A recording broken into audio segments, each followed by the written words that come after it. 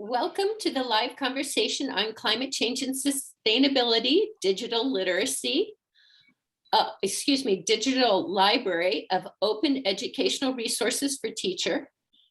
Today, I am really pleased that we have three experts with us today, Andrew Peterson, Wendy Taylor, and Sanjan Muftik. They are all working out of the University of Cape Town in South Africa. And they are building a digital library, which is an amazing resource for those of us that live around the world. What a wonderful gift to teacher educators and to teachers that you are creating. With this, I'm going to say thank you for being with us today, and please start your presentation. Okay, thank you very much for having us. Wendy and Andrew, is it okay if I go straight into the site, or do you guys want to say hi? Absolutely. Okay, great. Cool. All right, so my name is Sanyan, and I work together with Wendy and Andrew on making this climate change and sustainability educational digital library. And to start off, I will just press enter in the chat so you can see the link, but I also want to take you to the site itself as we're working on it. It is a living site, I would say, so there will be constant upgrades and changes. So if you spot some things, you'll see that there are places for people to make comments. But this is our landing page, and you have a little, just to jump in, you have a little showcase of tools or resources right at the beginning that you can look at. So if you want to say, well, like I want to see this sustainability starts with teachers, you can just click on the picture. And this, for example, is a zip file of different resources that you can download. But what we spent a lot of time working on, and we'll talk about, is it is great to have a lot of resources, but it's also probably very useful to find them and to know exactly what you can do with them. So you will see that a lot of our items have a lot of metadata that describe what the resource is, what the license is, what are the topics that are covered, and a whole range of other descriptive things that can help you find a bit more in detail of what you might be looking for if you're looking to teach or engage in terms of climate change. Let me get one that is a bit more flashy, perhaps. Right, so here's a PDF that immediately gets displayed. Zip files are very difficult to display like PDFs, but you can see the PDF and you can download it if you wish. You can read it on the screen, and immediately you have access to the metadata that you can look at. Because, for example, you might say, well, oh, I like that this is for the general public. What other resources do you have about this? And because this is a database that we built as part of a library, if we click on this little link here that says see all items with this value, we will get drawn to a whole list of all the other resources that we have compiled. That are also for an audience education level is general public. So all of these have been tagged with that, which allows you immediately to jump into the next one and navigate that as well and engage with it. And for us, I think this is one of the highlights of that. The way to navigate this library is through these descriptive terms. If I want to look at, see, this is a report, and I want to see, oh, let me see what other reports there are, I can click on that, and then I have a whole bunch of other reports that I can access. So this we have now included to also, create areas of interest. So if you're looking for particular topics, from waste management to refugees, even, if it has an indigenous voice, you can click on it and look at all the different resources. And you can once again browse through it, download it, and keep on navigating, because now you're like, oh, I want to see what learners grade 4 to 6, what do you have for them? We have made sure to include the links to the resources, so if you want to follow through to where the resource came from, you can. But this is kind of the fundamental thing about the digital library, and that you can search everything from even the publication location, in what part of the world, and as we mentioned before, the topic, and we have a detailed index that allows you to browse through the different topics that we have done. You are welcome to browse the site. It is on your, it's in the chat. You can look at it yourself. And there's a few additional features we can talk about that we'll touch upon later on. But that was just me giving you a brief little intro to the site. And now I will hand over to Andrew, who will introduce the project and the team.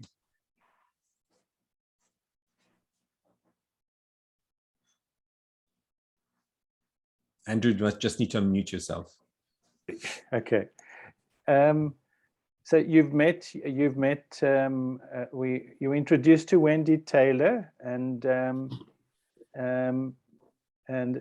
Sanyan from Digital Live, who works at the University of Cape Town, where we both do. Wendy's a research associate from Arizona State University. So we've been working together throughout the pandemic on this project, which I think is quite astounding in itself.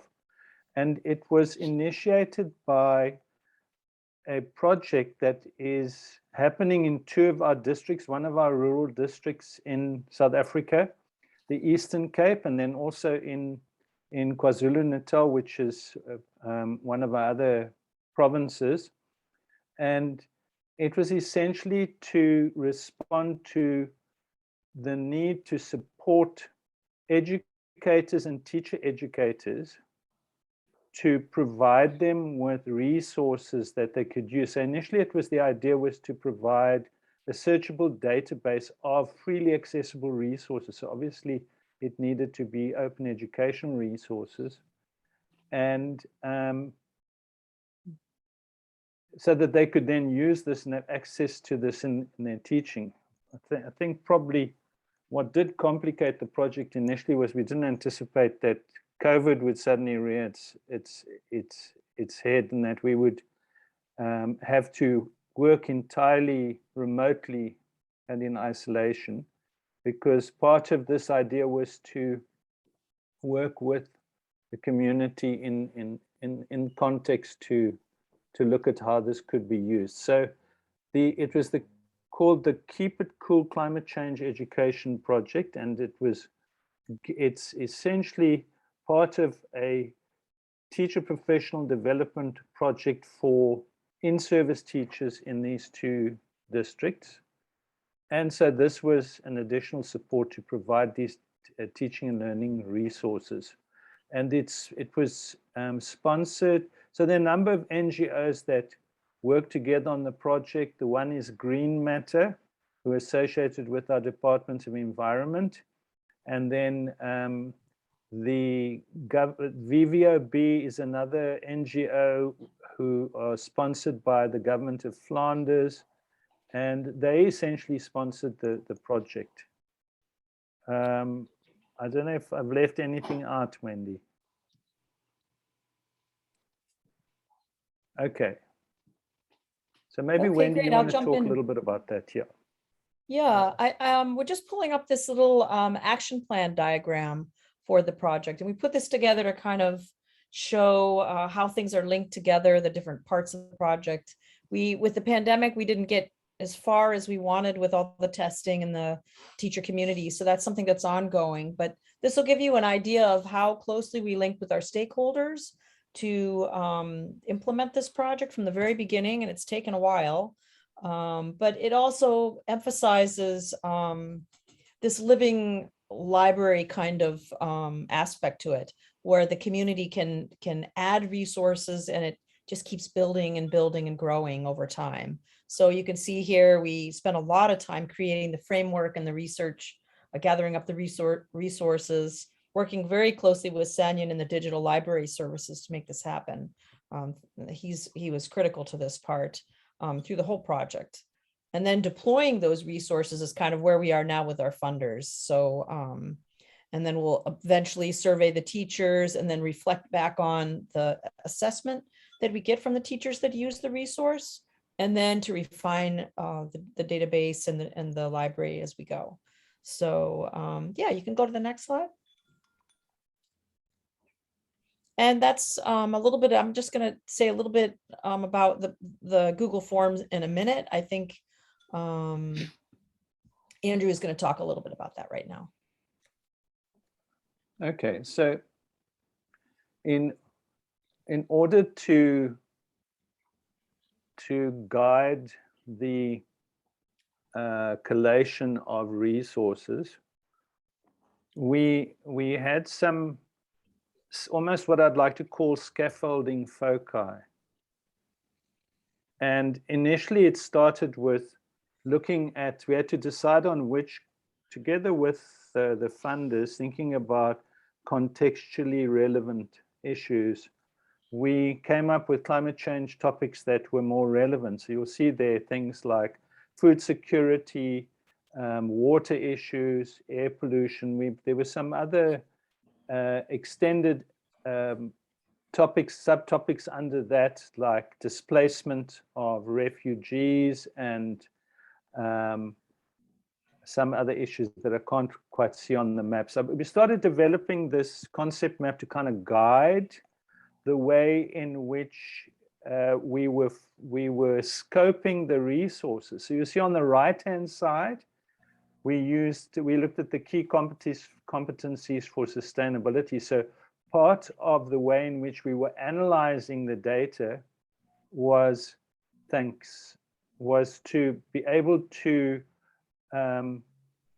use those competencies to identify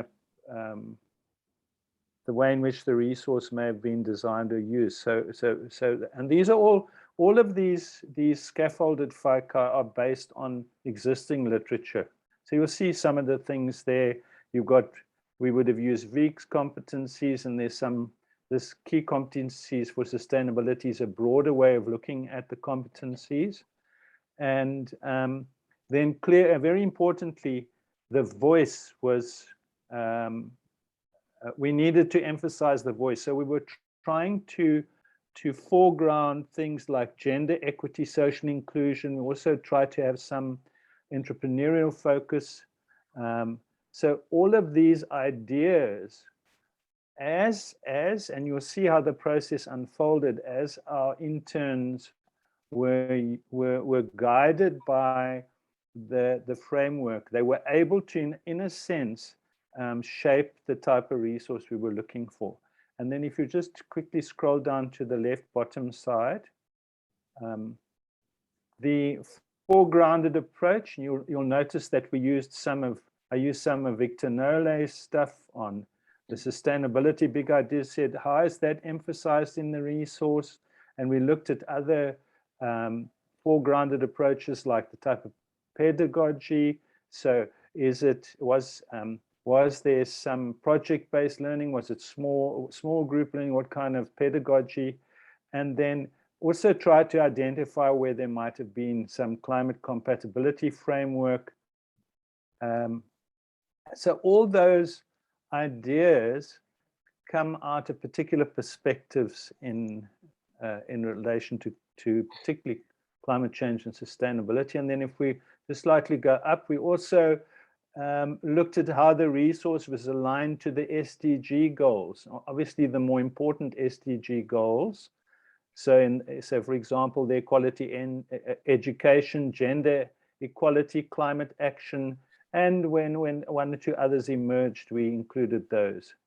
And then the origin, and then lastly, you'll see at the top, last but not least, was the target audience. So you could at least identify who the resource was designed for. So that's the framework we came up with to guide the initial collation of data. So I'll leave it there.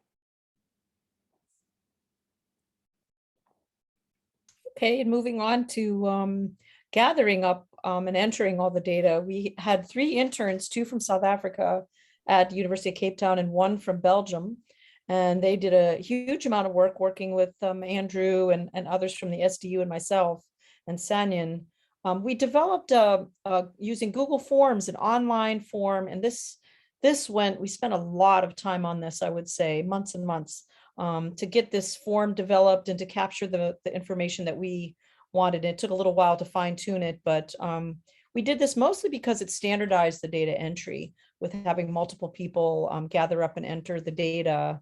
And then it went right into an Excel database that we used then on the back end to for ingestion of the resources and batches that Sanyan put together. So I think I'll just say that's all I'm going to say on that. So you can go ahead. Thank you. So that point is, I guess where I got really involved in terms of the work of digital library services. But I think, and I just before I get into that,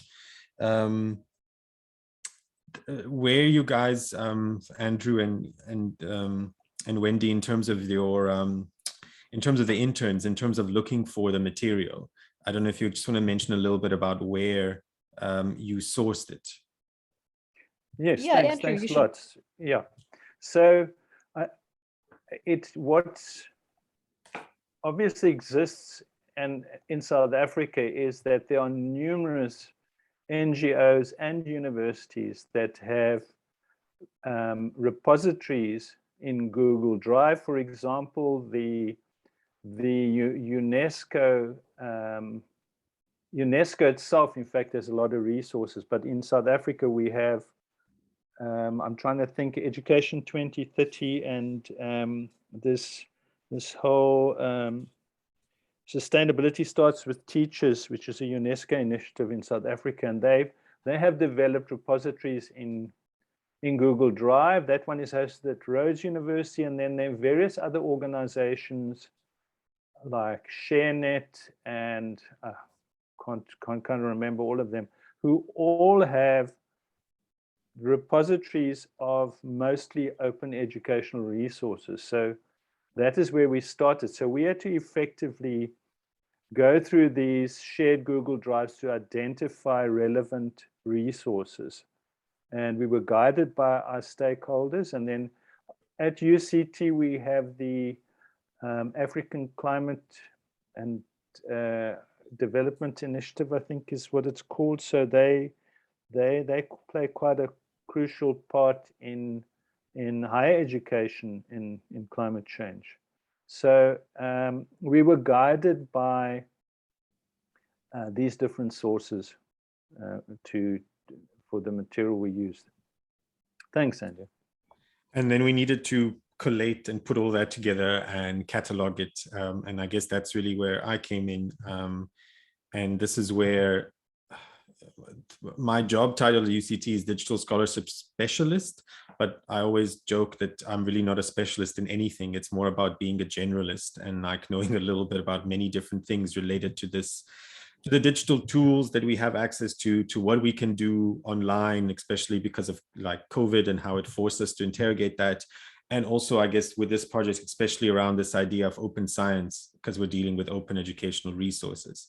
So that is my job, and just to support where I had come in when I was approached by Wendy and Andrew was to look at this spreadsheet and then and to look at the form and then figure out, okay, how can we enhance what is being captured? How can we control how things are being described to be able to make it more usable down the line? What kind of tools for data storage can we use to capture the material and work? And then how we can keep track so we don't get duplicates? It's all these little grainy things that just make things easier down the line, even though, as Wendy said, it took us months to set up the form, but that's because we kind of needed to do that to make sure that it goes easier down the line. And, you know, the challenges we faced around, like, you know, is one resource, one lesson plan for a particular subject, or is it a whole collection of them? And what is the right public license to use to make sure that we're following all the rules? And this forms really part within, I guess, what the modern libraries, because I work in the libraries, that we look at in terms of looking at the kind of material we want to showcase. So everything from, you know, classifying, indexing, all these things, which is the first part, and then looking how do we present it on a repository and how do we create a nice user experience that makes it easy for people to access the material. And that is a department that I work in that's kind of specializes in that, because we look at data curation, which is part of digital scholarship. And this project was really about curating data. And we do a number of other things as well. And I'm just one part of it. But UCT also has, you know, like many universities, a mandate to support open science where it can. for all the different benefits. And this project really forms a part, I believe, of that. And one of the things that in digital scholarship and open science becomes very important is this, it's an acronym that it sounds quite nice. It's called FAIR. So they call it FAIR data. And while FAIR as a word itself makes a lot of sense, it actually stands for these 4 different things: findable, accessible, interoperable, and reusable. Can you find what you're looking for? Once you find it, can you access it? Or is it just kind of teasing you by saying, look, it's there? And interoperable, can I run it in many different operating systems? And reusable, do I have a license? Do I know what the license is that gives me an indication of what I can do? Now, in open science, there's in many different places where you can find this kind of FAIR data. And one of the initial places we considered putting this catalog of resources was something called Ziva Hub, which is our UCT name for our data repository, which is powered by Figshare. And I don't want to get too much into it, but that is the most popular place now where people go and look for data. A lot of institutions have their own data repositories that their researchers and students are mandated to publish their data there. These data repositories can be quite slick. They have a lot of nice metadata forms set up to make sure that you can find it. They give you a license that you can administer. And they also give you a digital object identifier to keep track of the thing. And we initially thought about that, but we didn't want to re-give licenses to things we weren't changing, because we were mostly doing a catalog and compiling everything exercise and not necessarily generating new data. Our new data was really going to be the website that puts everything together. And this is why we moved on to using a different platform that you saw that the website was built on, which is called Omeka S. It is a web publishing platform. So some of you might have, for example, used like WordPress. So Omeka S is like a WordPress, but it's a WordPress that's built for people who have lots of data, like galleries, libraries, archives, and museums. And what makes it special is that anytime you put something on, you want to put something on your website, you need to describe it. It almost doesn't let you just put a random picture. It says, no, give me some metadata. Please describe it so that we can do something with it. So that is kind of then what we did. So where Wendy was described, we had this nice spreadsheet, and then we were like, okay, well, now we need to get it onto this system. We did use this, now I'm just throwing, I think I'll just skip this. We did use an intermediate place to store the data, but we've kind of moved on since that. But I think for the sake of time, I'm just going to skip over that to show you more of how we actually built the website. So we looked at describing, how do we describe everything that is on the site, all the resources we're going to add. So we created this little template to describe it. And I guess I can actually show you what it looks like. But after having set up that template, the bulk of the work was to take these giant spreadsheets of 400 plus resources that Andrew and Wendy and the interns had all gathered and put it on the site so that you can do the thing that I showed you earlier, where you can access them from many different points. And this is quite like a little bit of a technical exercise. But one of the nice features that came out of using Omeka S is there's a module in that system that if you upload a PDF, it actually extracts the text and stores it in the database. So you can actually search our whole database by a phrase, and you can get in there as well, which is a really cool feature to this. So I guess let me show you a little bit of the back end, because now it's like the theory of it. And Wendy did say you must show them the back end. This is the back end. Now, Omeka S is the software we're using, but we are the UCT version of it, because, you know, universities like to brand things. We're calling it Ibali, Digital Collections UCT. Ibali is the isiXhosa, which is one of the languages spoken in South Africa. It's the word for story. And the library's thinking besides putting this kind of site is that it allows people to make their own stories from interacting with the different resources. But on the back end, I just want to show you that, let's say I want to add a new resource that I might have found. If I click on add an item, I can choose here what template I want to use to describe it. And we built one for the climate change library, climate change resource. And you'll see now the first two fields here are just title and description. That's the basic thing that Omeka S wants. But if I change this to climate change resource, just you'll see the surprise that happens. All of a sudden, all of these other fields come. And this is basically taking the Google form that Wendy and Andrew had developed and making it work directly on the system. And what is really nice is, for example, there's all of this metadata. You don't have to put all of it in, but the more you put, you can select. But you also have dropdowns, and these dropdowns help organize the data in a way so that you can jump across all the different posters or all the different lesson plans that you might want, which was really where a lot of I guess blood, sweat, and tears went into this project, was in that kind of metadata capture. So now it is possible for people to add it directly, to put the license, to upload the media, to select all the education levels, and automatically the resource will show up on the site. So this is the back-end way of kind of adding all the different things that we have set up that took us all the pandemic times to figure out, so that in the end, you can see a climate change resource on the site like you would have seen here. So something about climate justice, for example. Sanya, can you say a little bit about the media as well, the ability to add media and yes, play it?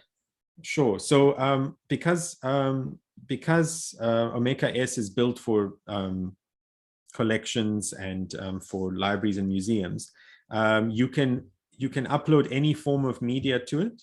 Now, look, we've got to be honest, most of our media is PDFs, I believe, because that's where the most of the resources are, but there are also videos, pictures, and I showed you earlier zip files.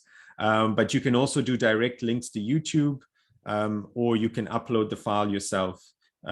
We had a more automated way of doing it that made it easier instead of uploading everything one by one. But media can be seen directly in the site as well. So just like you see the PDF, you should be able to see any video that is part of it. I wonder if I can actually see any videos. Yeah. So there's a thing that you can watch at the same time as you can get all the metadata about it.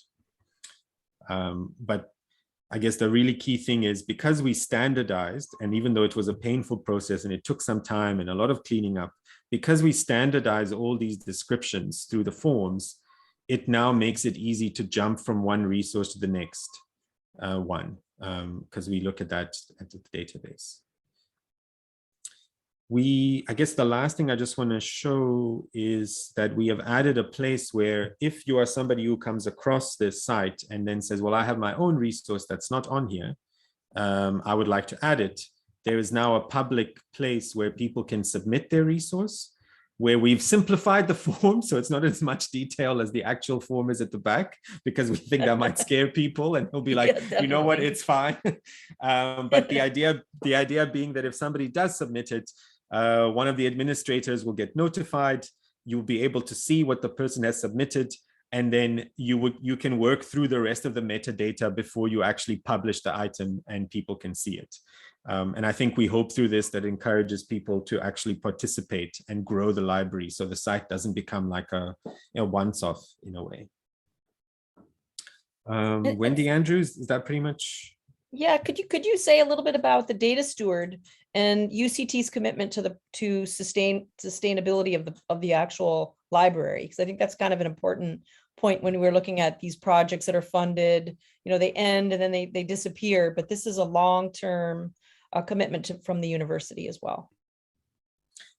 Sure. So, I mean, I'm sure many of you who work in institutions have gathered that as Wendy mentioned, with funding running out, websites can become obsolete. And I think one of the ideas with IBALI was that hopefully the library doesn't become obsolete and will be around as long as universities are around, that, we will have the resources and the people power to keep such sites going.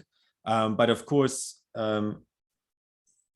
people in the libraries are not subject experts always in what they're doing. So one of the big things at Digital Library Services that we try to foster is to encourage a community of what we call data stewards, is people within their speciality who have an interest in how data is managed or worked in their particular area. And we hope through that we can find somebody through all the different collections that we have and that can pass on, who can assist with making sure that the site goes live and keep staying fresh, because it is possible. And I mean, I've already seen examples of it from having come into this job, of a website gets built in 2015 and then there's nobody around to maintain it anymore. And it kind of over time just gradually depreciates. So the data steward thing is something that's very important. And just these other collections, you might, I mean, just looking at Ibali here, ours is right there in the middle, but there are all these other amazing collections. And even there's a theater one that I thought would be really interesting to show people. I don't know if you could just say a little bit about the diversity here. Yeah, I mean, it is a real mixed bag. We have everything from like 18th, 19th century Isinkasa newspapers that you can, look at, with Word documents that you can download. And once again, you see how it's, the metadata is there and the presentation of the media. But I guess, yeah, one of the exotic ones is the theater archive of a particular theater project, where they have everything from interviews with different theater practitioners about the role of tragedy in Africa, but then also have their own productions that they've spent time documenting, and then uploading all the photos and the videos and the audio of the rehearsal process. So somebody who's interested in the theater world can actually, engage with this archive and actually see how a play was developed from beginning to end. And that's just the many different ways, because these are all sitting in a database. It makes it easy to jump across and to look at a number of different resources. And because we spend so much time describing things, it makes it easier to find them.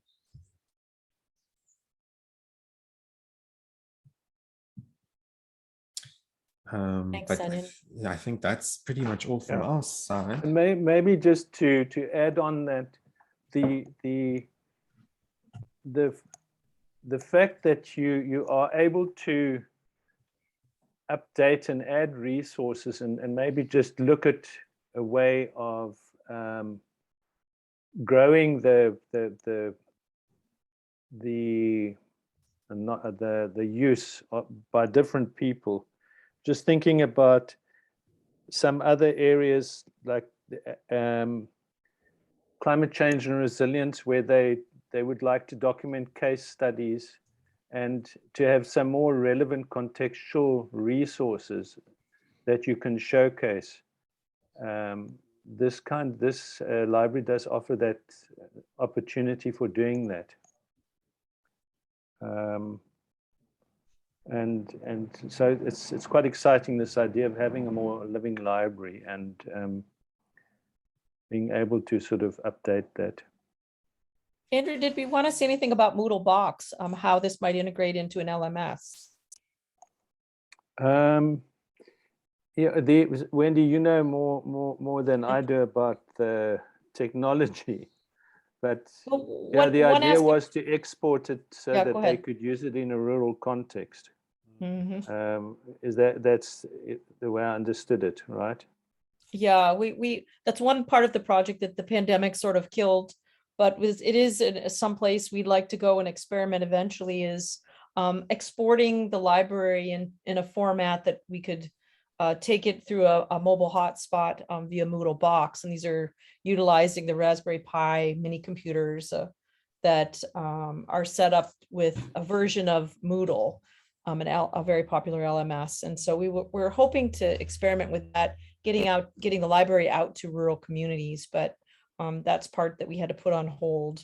But we would like to, we have had questions about the library from stakeholders. How does it integrate with LMSs? So that's something that we're kind of going to look into in the future.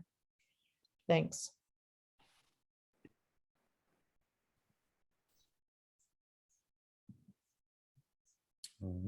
So yeah, I think that's pretty much our I presentation. think maybe if we could just look at some of the online discussion questions that were posted on CN yes. networking. We could just, if there are any questions people particularly wanted to consider, and we could maybe look at some of those. Do you have?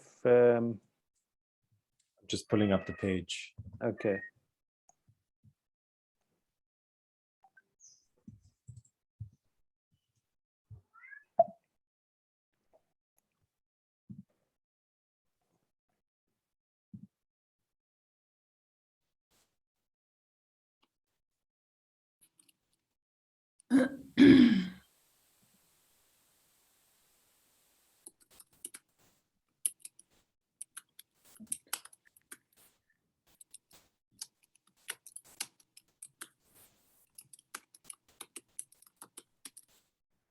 Anything particular you'd like me to click on? Or Just to scroll up to the set of questions, and maybe then just open it to the floor to consider the use of some of these ideas we posted there.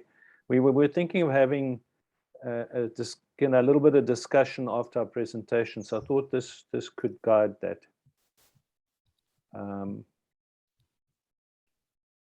So the first set of questions we posted there was about open educational resources. How do you use in your teaching? How do you go to look for them? How often do you use data repositories? And there were some of these questions that posted there about what frustrates you when looking for OERs. Maybe we could open those questions up to the floor and people could respond to that for a start. Hi, Faye. Hello.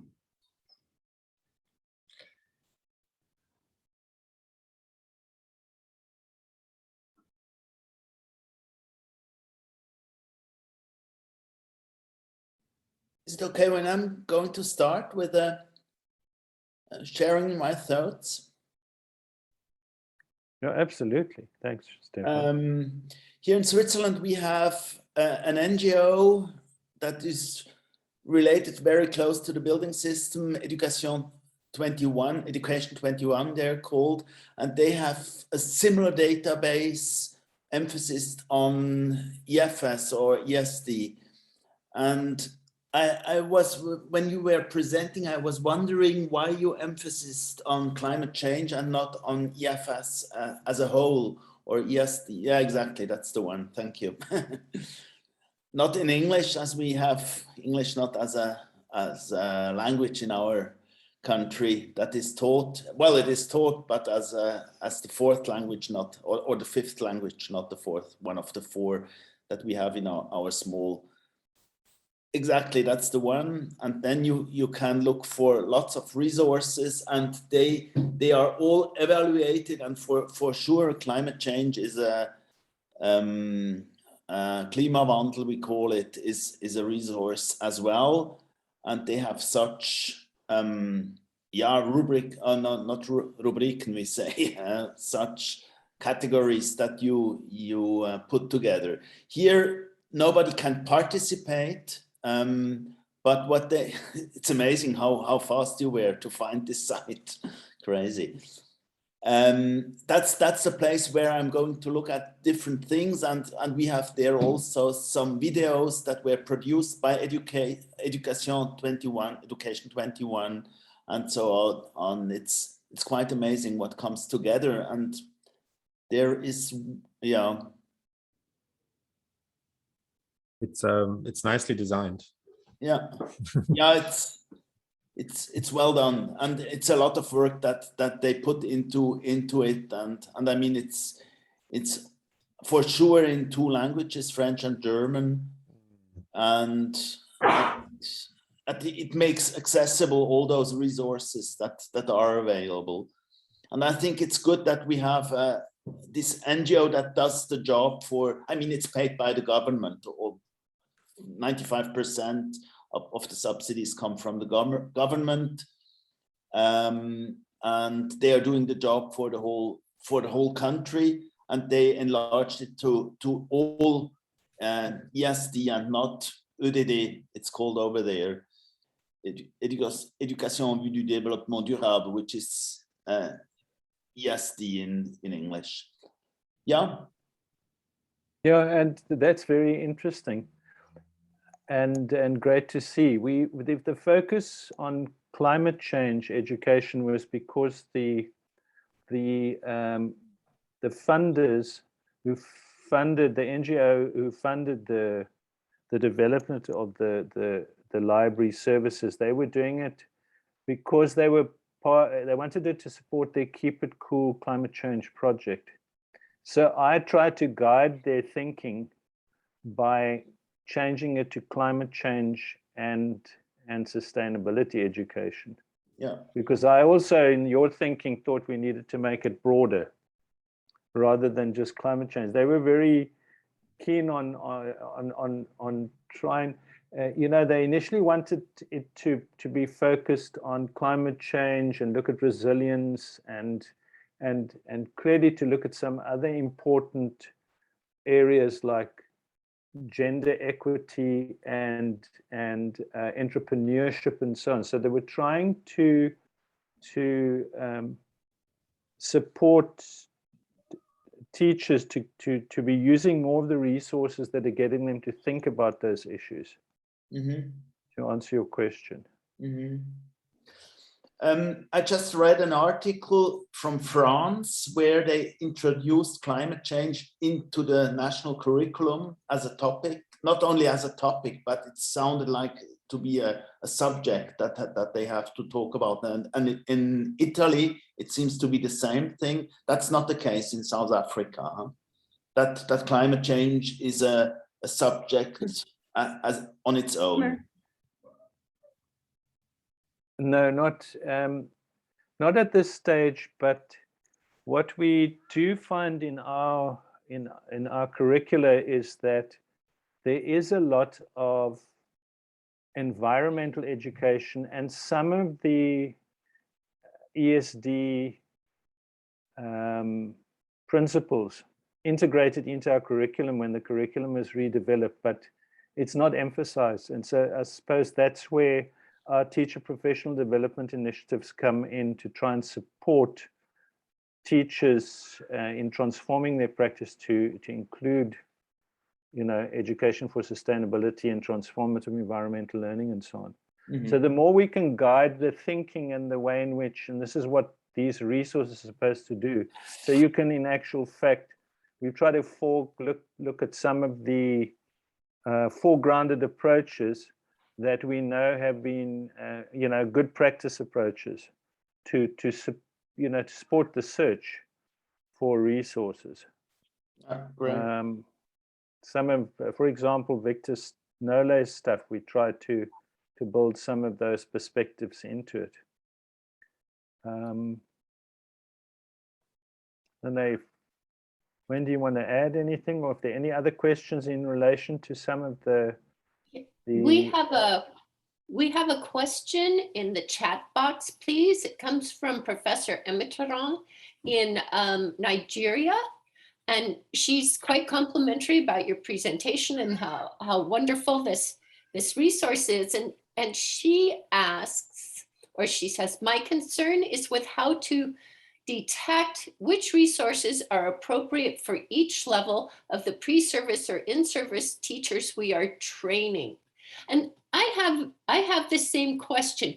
Could you please show us how to do a search in which we would separate, let's say, early primary, upper primary, lower secondary, upper secondary, so that we would be able to access fairly quickly or sort through these wonderful resources to find things that are appropriate for our pre-service and in-service teacher education programs? Sure. I hope you can still see the screen. Yes. So I think there is a general search button where you can click on an advanced search, and you can put anything that's full text, and you can say, well, I want to, I don't know, learner grade 3, for example, and have it run the search, and it will come up with things.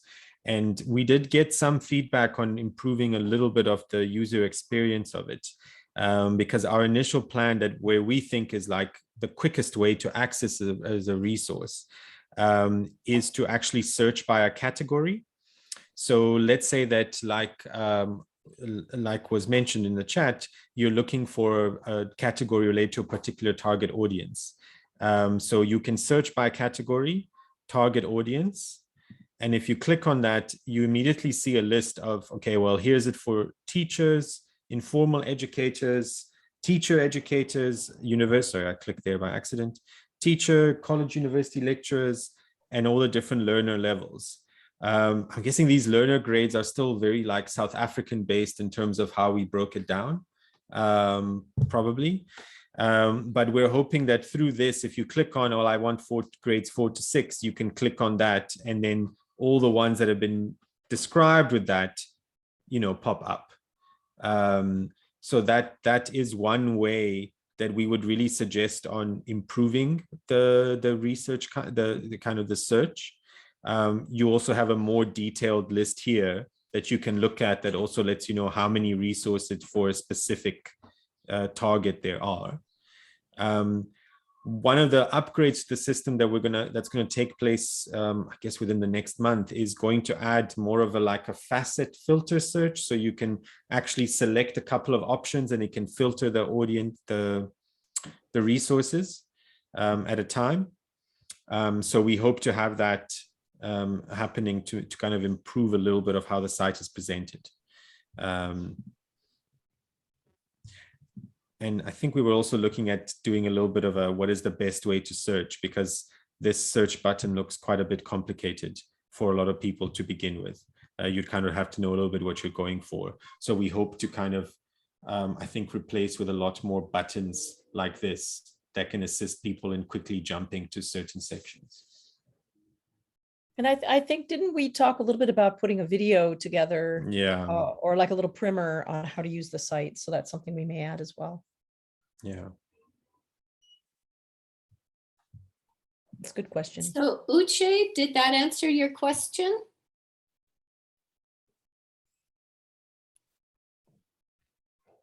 Oh. Okay, so personally, I would like to say I am so excited to see that sustainability starts with teachers on your site here, because I've heard of this publication. There it is, Sustainability Starts with Teachers. And I understand that it comes in several different units, and I had only been able to get one unit, and now I'm so glad to see that this is here. So I have been curious about the rest of this publication for quite a while. So thank you for having it up.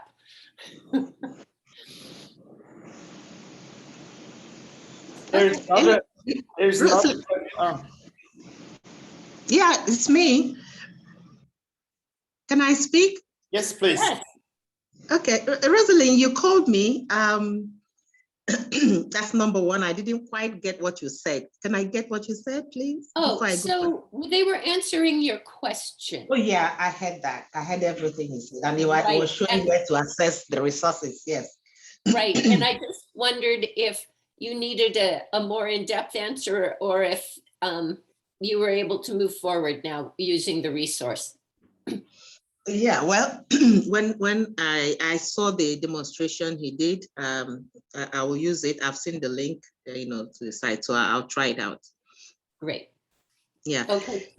But the other question I had that I had to raise my hand was what I heard earlier, and you also said that again, that sustainability begins or starts with teachers. I don't know, in previous meetings we had, I've had this opinion, this concept that the teachers have little or no say, except probably in practical terms, when they use whatever methodology they want to use. Because in my part of the world and most African countries, the curriculum is what they expect you to adhere to strictly. And even if you're going to modify it, it will just be a little, and your colleagues might start frowning at it. Now, the essence of saying is that somebody somewhere called a leader, either in your institution or in the educational system, has that control of the curriculum, not in terms of the pedagogy, but in terms of the content. So that makes me think, well, maybe, maybe because I'm a student of leadership, and I believe in leadership, that the leader is all, much of it. That's what the leader directs, is what the led does. And in any institution that the leader does not want any of these happen or content take place, it will be shut down. If you don't carry if the leader doesn't carry others along, in most places it's difficult for the teacher to determine anything. So in that respect, I just keep wondering whether I prefer, I'm more comfortable in this part of the world to use the word, and I've always used it, that the leader, the sustainability starts with the leader. That's the observation I want to make. I don't know.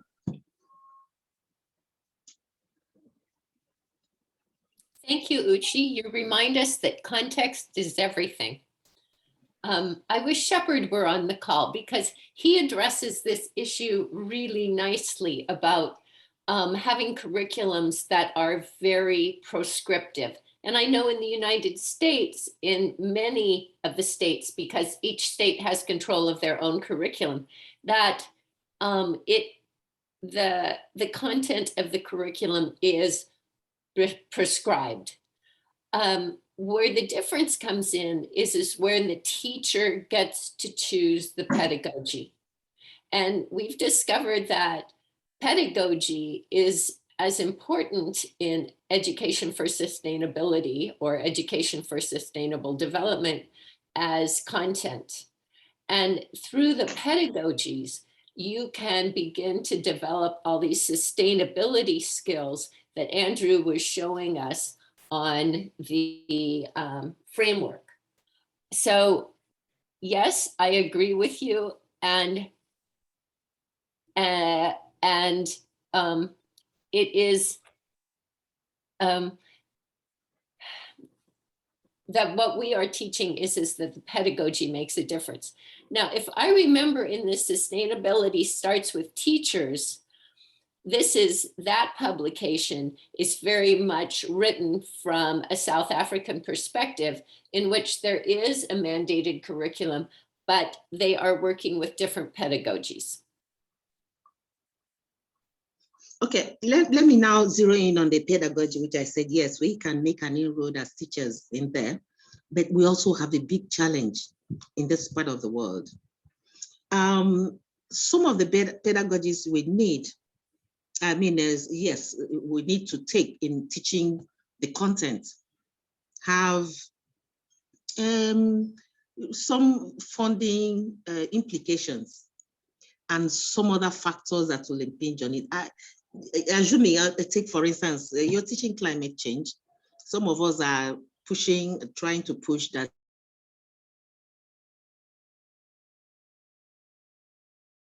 some of this subject of the curriculum. But then when it gets to the pedagogy, we need to go outside, because you can't teach some of them inside the classroom. And when you get out there, go to the community and all that,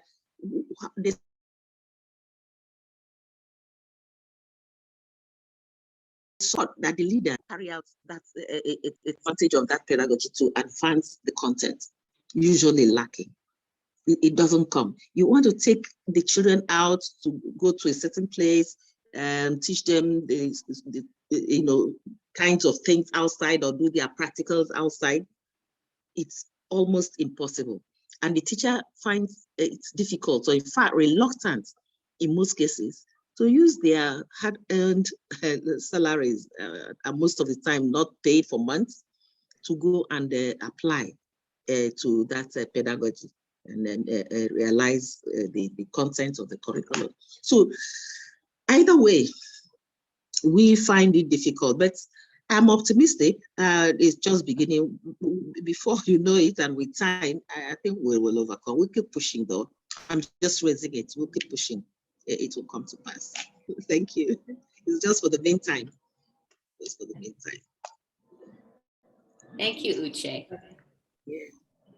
I have another question coming back to the library. I'm certain that you find within the library ideas how to go out with your students and how to act outside, far away from the classroom. From Susanne Bögeholz in Germany, I know she made research on how people are using such materials. And she said a few years ago, okay, teachers are usually going to buy or to search such resources. They store it somewhere in a shelf or on the computer or whatever, but it's hard. It hardly never comes up into the classrooms, what they find in those resources. And what I'm wondering is, how are you going to advertise the library? How are you making sure that these resources are reaching the target peoples, that they find the public out there? And would it be maybe an idea to organize something like a global online global forum, a community of practice to debate on the experiences that people are doing with these materials? Wouldn't it be something that would be helpful as well? Yeah, Stefan, that's a very good question. And I can respond about the what's happening in the field, because they, obviously with the pandemic, they haven't been able to have any face-to-face teacher professional development. So what's happening at the moment, I think they have resumed that now. Most of it's been remote teaching or remote teacher professional development, but more recently they have been engaging. But what I do believe is that fortunately, the privileged people involved in the districts are being supplied with digital devices to access the resource. That's the first step, but that does not solve the issue of the fact that only 11% of sub-Saharan 11% of people in learners and teachers and students are actually able to engage in using online resources in sub-Saharan Africa. So we still have that as an issue. But we have to support the teachers to be able to have access. So Wendy was talking about us using a device like a Raspberry Pi, which is able to host sort of resources like a website down the line. But other than that, you need to support the teachers, like I've said, provide them with devices and so on. Wendy, I don't know if you want to add anything to that. No, I think we're out of time. That's okay. Okay.